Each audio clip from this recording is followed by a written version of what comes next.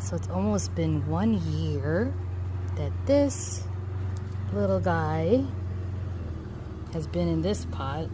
Look at its roots. I bought it as a youngling about 2 years ago, and it had a brother next to it, but he died. So I think whoever grew these, they grew them too close together. So now I think you definitely need a new pot with some soil. That's what I'm doing. Look at, I'm transplanting it. Look at the roots are crazy. It looks like an alien species. Now